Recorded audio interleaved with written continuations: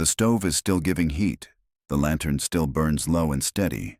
The door is barred from the inside, and the ranger keeps telling himself that a stocked cabin in spring snow is safer than the open mountain. Yet outside, the storm has changed its sound. No longer raging, just pressing, sealing the windows one thin layer at a time. And inside, the young hiker answers every question too quickly, too calmly, as if neither of them wants to admit that the longer they wait, the fewer choices will remain when the mountain finally decides to move. April 18th, 1972. San Juan Mountains, Colorado, United States. The snow had not been in the forecast as a threat, only as a passing spring system drifting down from the northwest. The kind locals shrugged off, the kind that left a clean white edge along the ridges and melted by afternoon. Yet by mid-morning the wind had shifted without warning, flattening the sky into a dull sheet of gray, and driving the temperature down hard enough to sting exposed skin. And inside a narrow ranger outpost cabin perched above a timberline trail, Caleb Ward stood at the only window, watching the world lose depth. While behind him, 19-year-old Owen Brooks, who had set out alone at dawn for what he called a short, simple hike, sat rigid on a wooden bench with his boots still laced tight as if ready to leave, though neither of them could see more than 20 yards beyond the door. Caleb had found Owen an hour earlier. Not dramatic, not collapsed, just walking in the wrong direction along a ridge where the wind erased footprints faster than they could be made. And when Caleb had called out, Owen had turned too quickly, relief and embarrassment mixing in his face, insisting he knew exactly where he was going, insisting he only needed a minute to get his bearings. Yet his compass had been spinning uselessly in the gusts, and the trail markers had vanished under blowing snow that came sideways, not down, forcing Caleb to make a decision that already felt heavier than it should have been: escort him back now, while the slope was still visible, or hold position in the cabin until the front passed. And he chose the cabin because shelter always sounds like the rational answer. Now the door was barred, the small iron stove ticking steadily as it heated the room. And Caleb counted supplies without speaking: half a sack of dry wood, enough canned food for perhaps 3 days if rationed, a hand-crank radio that gave more static than signal, and snow that would serve as water once melted. Yet the problem was not food or fire. It was time, because the storm had not grown louder. It had grown steadier, pressing against the cabin with a patient force that suggested duration. And Caleb knew these mountains well enough to recognize the difference between a burst and a system that meant to stay. Owen kept glancing at the door, then at the small clock nailed crooked above the stove, then back at Caleb, his answers coming too quickly. "I'm fine. It's nothing. We'll head down in an hour." And Caleb felt a flicker of irritation rise in him, not at the boy, but at the calmness that felt misplaced. Because calm without calculation was a risk, and risk in weather like this multiplied quietly, the way drifts formed at the base of a wall, invisible until the door would no longer open. And when Caleb stepped outside briefly to clear the vent pipe, the wind hit him with a force that made his breath catch. The cold, sharper than before, the snow already climbing the lower half of the cabin windows. When he stepped back in and secured the latch, he did not say what he had seen. He did not say that the trail was gone, that the markers were buried, that the slope above them had begun to collect weight in a way that made him uneasy. He only fed another log into the stove and listened to the wind change its tone. Lower now, more constant, like something settling into place. And for the first time since he had closed that door, Caleb understood that staying inside might not simply mean waiting out a storm. It might mean surviving a mountain that was slowly rearranging the ground beneath them. The wind did not rise, it settled. And that frightened Caleb more than any sudden gust could have, because a storm that screams can pass, but a storm that presses intends to stay. And by late afternoon, the light outside had flattened into a dull metallic glow that erased distance entirely, while snow crawled halfway up the cabin walls and packed itself tight against the door as if testing its hinges. And inside, Owen had finally unlaced his boots, but kept them within reach, glancing at the window every few seconds as though expecting it to clear on its own, his jaw set too firm for someone claiming he was calm.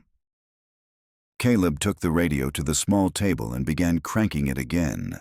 Steady, controlled movements, listening for any break in the static, any fragment of a ranger frequency. Yet the signal only shifted from one hollow hiss to another, and when he tried to speak his own call sign into the microphone, the sound felt swallowed before it left the room, as if the storm itself had absorbed the airwaves, and he set it down carefully, refusing to show frustration, because frustration in a confined space becomes contagious, and contagious fear burns oxygen faster than the stove ever could. Owen stood abruptly and crossed to the door, pressing his shoulder lightly against it as though testing whether it still held, and Caleb snapped, sharper than he meant to, "Leave it," the word hanging heavier than the smoke near the rafters, and Owen pulled back with a flash of anger in his eyes, muttering that they should have kept moving earlier, that the trail would have been manageable, that waiting only made things worse, and for a moment, the small room filled with a tension sharper than the cold outside. Two different instincts colliding, movement versus shelter, pride versus discipline, and Caleb felt the weight of command settle on him. Not because he wore a badge, but because experience meant he had to choose even when he was uncertain. He stepped to the window and scraped away a narrow slit of snow with the back of his glove, peering out into a world that had lost all edges. The ridge above them blurred into a smooth white curve. Too smooth, and that smoothness unsettled him deeply, because snow that settles evenly often hides layers beneath it, weak layers. And he remembered reports from previous springs when heavy late storms had stacked new weight over old crust, creating slopes that looked harmless until sound or movement triggered a shift. And he listened now, not for wind, but for the deep, distant thump that sometimes traveled through Snowpack before it moved. When he turned back to Owen, he saw something new in the boy's face. Not just impatience, but doubt. And Caleb realized the storm had changed something inside the cabin as well. The sense of safety was thinning, the air slightly thicker from the stove, the woodpile already smaller than it had seemed an hour ago.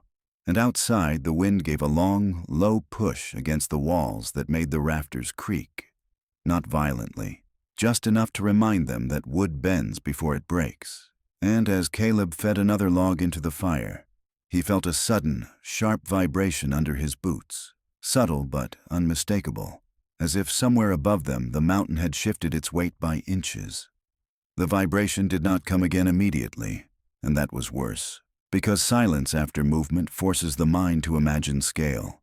And Caleb stood still in the center of the cabin, counting heartbeats instead of seconds, while Owen watched him with a question he did not voice. The stove crackling too loudly now, each pop of sap inside the wood sounding like a distant crack in the mountainside. And when the wind eased for just a fraction of a moment, an unnatural quiet settled over the slope above them, a quiet so complete that Caleb felt it in his teeth. Then it came. Not an explosion, not a roar, but a deep rolling pressure that seemed to travel through the ground rather than the air.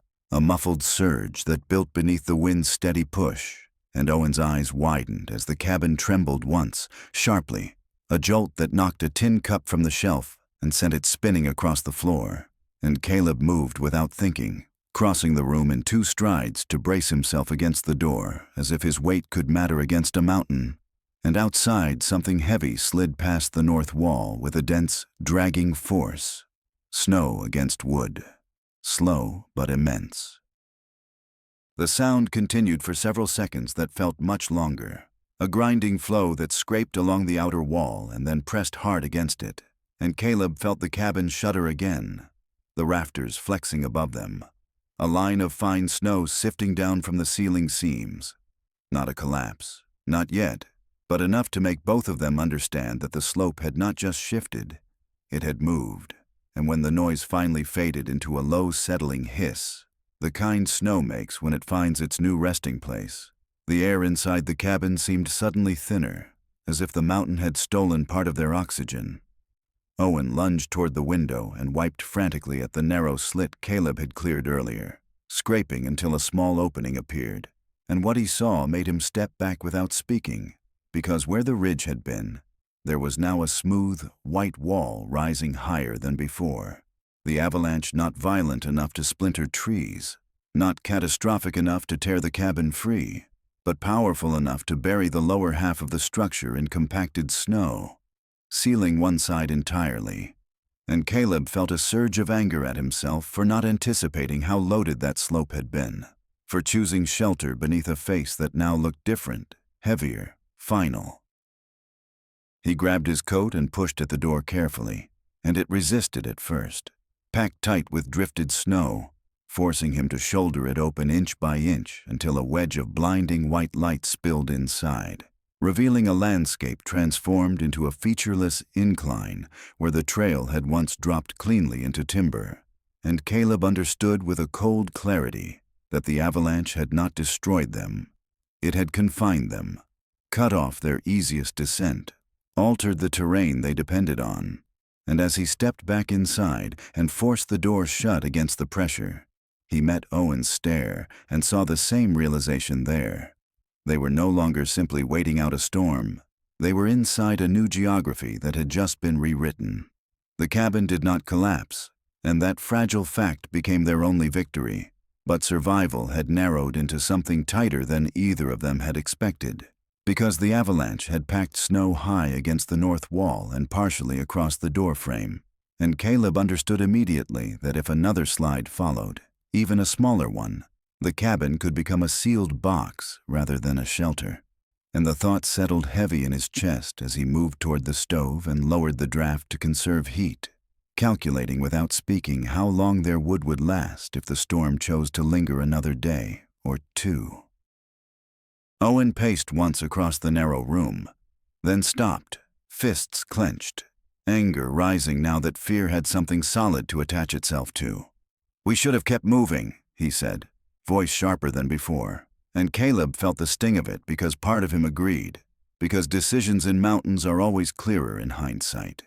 Yet he forced his tone to stay level, explaining that movement through fresh avalanche debris meant unstable layers, hidden voids, and slopes that could break again without warning.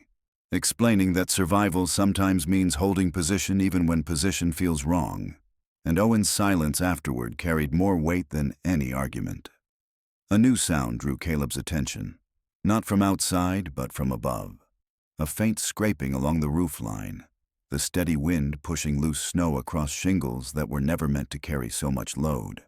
And he grabbed the short-handled shovel from beside the door, knowing what had to be done, knowing it would cost strength they might need later. And when he forced the door open again against the compacted drift, cold air punched into his lungs hard enough to make him stagger. Yet he climbed onto the buried step and began clearing the roof edge methodically, throwing snow downwind in controlled arcs, aware that uneven weight could strain the structure as surely as another slide. Each scoop was deliberate, each breath measured, and below him, Owen stood in the doorway watching, jaw tight, as if trying to memorize the rhythm of survival. And when a sudden gust nearly unbalanced Caleb on the slick surface, Owen lunged forward instinctively to steady him, their hands gripping for a brief second, anger dissolving into something sharper and more honest, the realization that neither of them could afford pride anymore, that cooperation was no longer optional but structural, like the beams holding the cabin upright.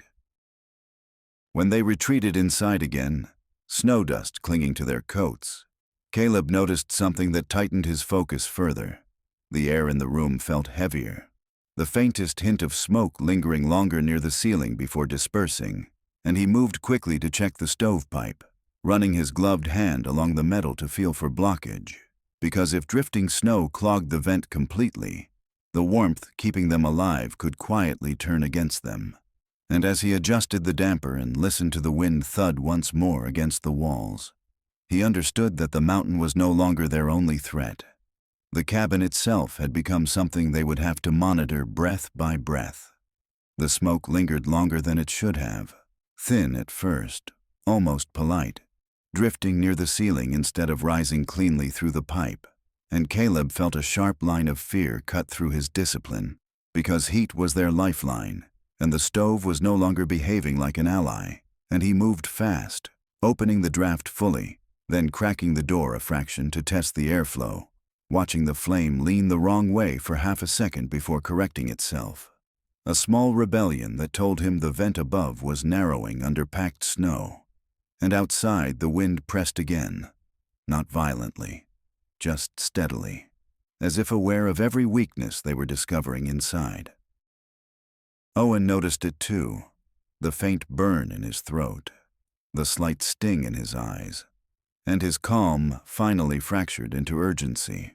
"It's backing up," he said, and Caleb nodded without answering, already pulling on his gloves again, already calculating the risk of climbing back onto a roof that might now be carrying more weight than before, because clearing it once had not been enough, and this time the cold felt sharper, the air thinner, as if the storm had intensified while they argued about nothing, and when Caleb forced the door open, the drift resisted harder, snow packed tight against the frame like cement curing in place.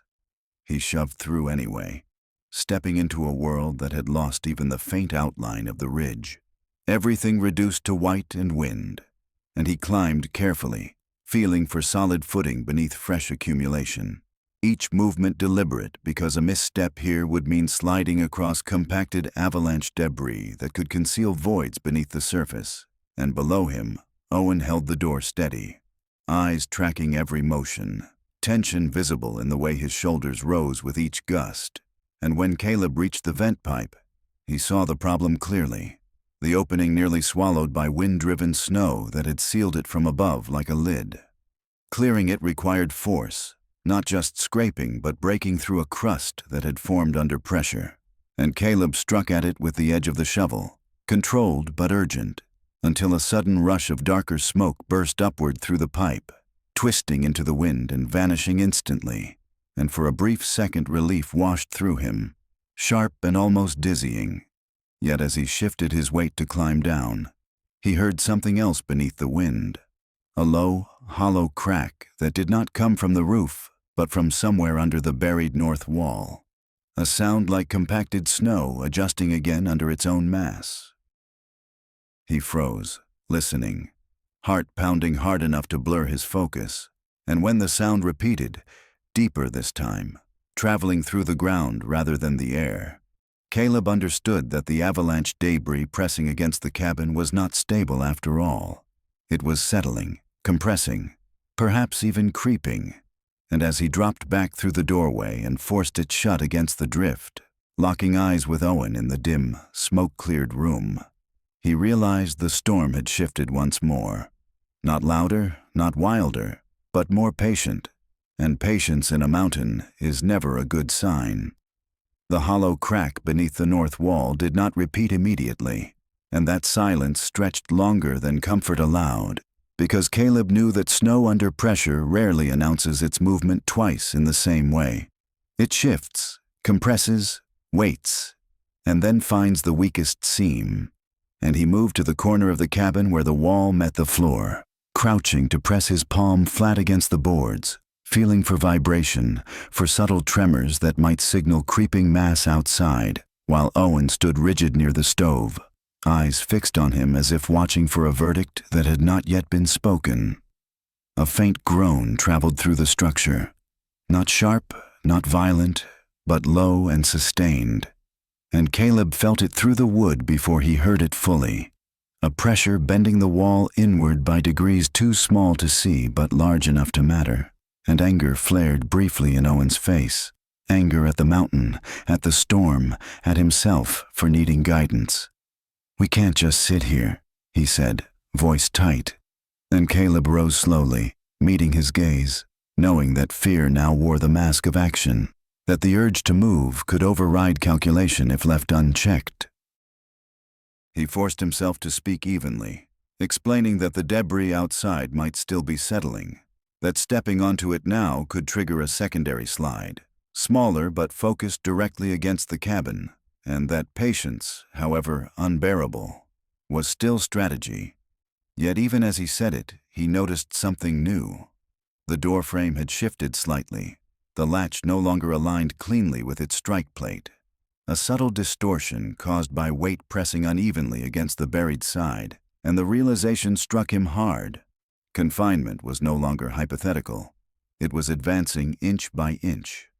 Owen saw it too and crossed the room in 2 steps, running his fingers along the frame, testing the door cautiously, and when it resisted with more force than before, panic flashed openly across his face, raw and unfiltered, and Caleb felt a surge of protectiveness mix with frustration, because losing composure here would drain them faster than cold ever could, and he placed a steady hand on Owen's shoulder, grounding him, reminding him to breathe, reminding himself as much as the boy that survival was a sequence of small corrections, not one dramatic escape. Another low shift rolled beneath the floorboards, followed by a faint thud against the north wall, compacted snow compressing under its own mass, and Caleb understood that waiting without preparation would be negligence. So he moved quickly to gather tools, the shovel, the small hand axe, lengths of rope kept for summer rescues, not because they would flee immediately, but because readiness reduced panic. And as he positioned the tools near the door and looked once more at the stove's steady flame, he realized with cold clarity that the mountain was no longer testing their courage. It was testing their timing, and timing in spring snow can mean the difference between stepping into air and stepping into weight. The second shift came without warning, sharper this time, not a groan, but a sudden, compact thump against the buried north wall, strong enough to rattle the shelves and send a thin cascade of frost drifting from the ceiling seams, and Owen flinched backward as if struck, eyes wide, breath shallow, while Caleb moved instantly toward the wall again, palm flat against the boards, feeling the slow push that followed, a sustained pressure that did not retreat, did not release, but held, as if the mountain were leaning in to listen to their breathing. The doorframe gave a small, audible crack, wood adjusting under torque, and Caleb understood that the avalanche debris was no longer merely settling. It was creeping, compressing under its own weight and transferring that force sideways into the cabin structure, and anger flared through him at the unfair precision of it, at how something so quiet could exert such authority. Yet anger had no function here. So he swallowed it and turned to Owen with a clarity that left no room for debate. "We prepare to dig," he said, voice steady despite the tremor running through the floorboards. Owen nodded, fear sharpening into focus at last, and together they forced the door open a narrow wedge, just enough to push the shovel blade through the packed drift, carving away at the compressed snow inch by inch, working in controlled bursts so as not to destabilize the mass above. Each scoop heavy, dense, nothing like the loose powder of the morning, and the air outside bit into their lungs. The cold more aggressive now, as if evening had arrived early behind the storm's gray ceiling. The effort was exhausting, sweat gathering under layers despite the freezing wind, and Caleb monitored not only the slope, but Owen's movements, watching for fatigue, for rash speed that might compromise footing, and when another subtle shift rippled beneath them, both froze instantly, holding position, listening, the silence afterward stretching taut as wire, and Caleb felt the weight of command again, not as authority but as responsibility, because if they moved at the wrong second, the debris could surge forward and seal the door completely. Inside, the stove continued its steady burn, unaware of the struggle at the threshold, and Caleb realized with sudden clarity that their time window was narrowing, the structural strain increasing, the debris compressing faster as temperature fluctuated, and as he met Owen's eyes in the dim light and saw not panic but determination, he understood that the storm had stripped them down to essentials, patience, coordination, timing, and that survival now depended not on strength alone, but on choosing the exact moment to push against a mountain that had not yet decided whether to release them or press harder still. The next movement was not loud, and that made it worse, because instead of a single impact, there came a slow, inward bowing of the north wall, visible now in the faint curve of the boards, as compacted snow outside continued to settle and press, and Caleb felt the structure shift beneath his boots by a fraction that was enough to change everything.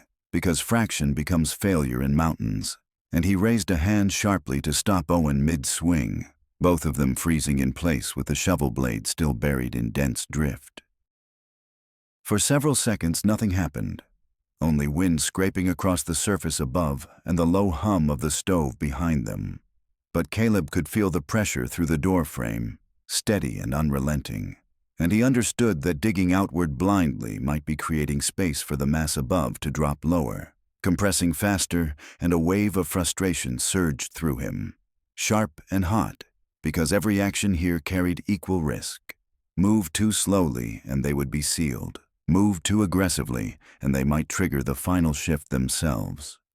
He pulled Owen back inside and shut the door firmly, sealing out the white glare, and together they dragged the heavy wooden table across the room to brace the north wall from within, angling it against the boards where the bow was most visible.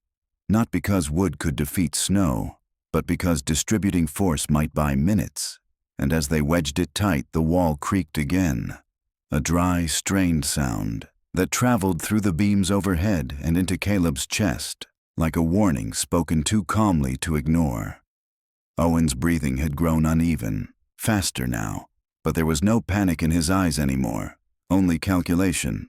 And Caleb saw something shift in him, the realization that this was no longer about regret or pride, but about endurance.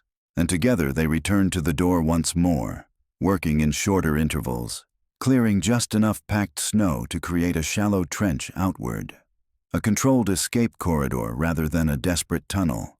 Each scoop measured, each pause deliberate, listening after every movement for the slightest sign of instability above.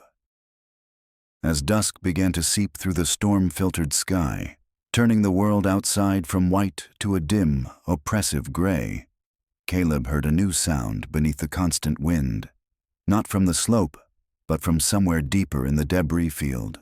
A subtle cracking like layered ice adjusting under strain, and he locked eyes with Owen in the narrow doorway, both understanding without words that the mountain was reaching another decision point, and this time, whatever shifted next would not simply press or settle. It would choose a direction, and they would have only seconds to respond. The cracking deepened without rising in volume, a layered internal sound that did not belong to wind or roof or wall, but to the mass outside rearranging itself under invisible forces, and Caleb felt the vibration through the shovel handle before he fully heard it, a trembling that traveled up his arms and into his chest, and he knew instantly that the next shift would not be subtle, it would be directional. And he stepped back from the doorway, pulling Owen with him just as a dense, rolling pressure surged against the buried north wall. The impact was not explosive, it was compressive. A heavy shove that drove the bowed boards inward another inch and forced the braced table to groan under strain, one leg splintering slightly as the load redistributed, and snow forced through the smallest seams in fine, powdery jets, spraying into the cabin like breath escaping from a sealed lung. And Owen stumbled backward, rage flashing across his face at the sheer indifference of it. But Caleb grabbed his arm and forced him steady, because movement in the wrong direction now would mean losing balance in a room that was subtly tilting under asymmetric pressure. Another shove followed, smaller but sharper, and the braced wall held barely, the table wedged hard enough to absorb part of the force, and Caleb understood with cold clarity that the avalanche debris had found a weak layer beneath itself, compressing downward and forward at the same time, which meant the slope above might finally be stabilizing even as the lower mass shifted toward them. And that paradox cut through his fear, because if the upper layers had already released their energy, this might be the final push rather than the beginning of collapse. He moved quickly, urgency replacing hesitation, signaling Owen toward the half-cleared trench at the door, and together they attacked the packed snow with controlled fury, widening the shallow corridor they had carved earlier, knowing that if the north wall failed entirely, they would need an immediate path outward. Each scoop heavy and deliberate, lungs burning from cold air, shoulders aching from repetition, yet neither slowing, because the sounds beneath the debris were changing now, less rolling, more settling, like weight finding its last position. When the final tremor came, it was short and decisive. A deep, muffled thud that shook the cabin once and then faded into a long, gradual quiet. Not the deceptive calm from earlier, but a dense, grounded stillness, and Caleb held his breath for a full 10 seconds, counting silently, waiting for the next shove that did not arrive. And in that suspended moment, he realized that the mountain had completed its adjustment, not freeing them, not yet, but no longer actively pressing inward. And as he met Owen's exhausted, fierce stare in the dim light of the stove, he understood that they had survived the movement. But the question of how to escape what it had buried remained unanswered, hanging between them heavier than the snow outside. The silence that followed was not relief, it was assessment, a dense, grounded stillness that carried weight of its own. And Caleb remained motionless in the center of the cabin, listening not just with his ears but with his body, feeling for tremors through the soles of his boots, for strain in the beams, for any hint that the debris outside intended another adjustment. Yet nothing came, only wind brushing the upper roof line and the steady breathing of the stove behind him. And Owen stood near the half-cleared doorway, chest rising hard, eyes fixed on the narrow trench they had carved as if expecting it to collapse back into white at any second. Caleb moved first, not outward but upward, checking the rafters, the braced wall, the splintered table leg that had absorbed the worst of the force, and he nodded once to himself because the cabin had held, bent but not broken, and that mattered. Yet survival was not holding ground. Survival was leaving it at the right time, and he stepped to the door and pushed carefully, testing resistance, feeling the difference in pressure now that the debris had settled, and the door opened another inch without the earlier shove pushing back. Cold air poured in, sharper than before, but no longer driven by violent gusts, and the trench they had carved was still visible, shallow but intact. A narrow corridor sloping away from the threshold through dense avalanche debris that now felt compact but stable under his probing shovel. And Caleb turned to Owen with a look that carried both caution and decision, because this was the window he had been waiting for. The moment after the mountain had spent its movement, but before night reclaimed the ridge entirely. Together they widened the trench quickly, working with controlled urgency rather than panic, clearing just enough space to step fully outside. And when Caleb finally climbed onto the debris field, he paused, scanning the slope above, the smooth white surface now marked by the broad scar of the earlier slide. Trees still standing, no fresh fractures visible, the sky thinning at the horizon where the storm was finally breaking.